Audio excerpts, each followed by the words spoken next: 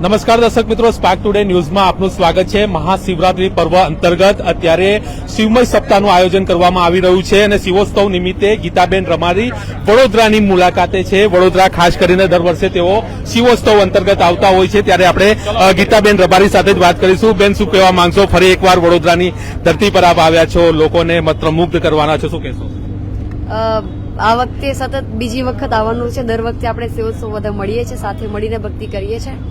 એટલે હમણાં અમે લોકો 21 તારીખે સાવલીમાં કર્યો અને આજે સર્વેશ્વર મહાદેવના આંગણામાં, એના પ્રાંગણમાં આજે અમે લોકો ભક્તિ કરીશું। તો બસ બધાએ શિવ ભક્તો આજે અહીંયા ભેગા થયા છે અને સાથે મળીને ભોળાનાથને યાદ કરીશું। શું કહેશો? શું પ્રાર્થના રહેશે ભોળાનાથને વડોદરાના લોકો ઉપર તો ભગવાનના ખૂબ આશીર્વાદ છે।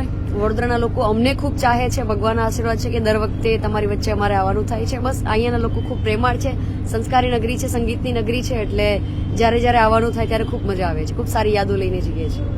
ચોક્કસ, તો આ હતા ગીતાબેન રબારી, જેઓ અત્યારે વડોદરાની મુલાકાતે છે। થોડીક જ વારમાં અહીંયાથી સુસાગર જે મ્યુઝિક કોલેજ છે ત્યાંથી તેમનો કાર્યક્રમ શરૂ થવા જઈ રહ્યો છે અને દર વર્ષે વડોદરામાં આવી અને ગીતાબેન રબારી ખાસ કરીને વડોદરા વાસીઓને પોતાની ભજન સંધ્યા દ્વારા અત્યારે મંત્રમુગ્ધ કરતા હોય છે।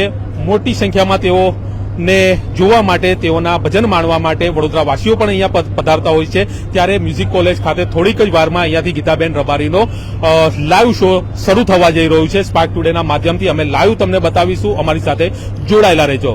કેમેરામેન રાહુલ કપ્તાન સાથે Paresh Makwana, spark today news, Vadodara.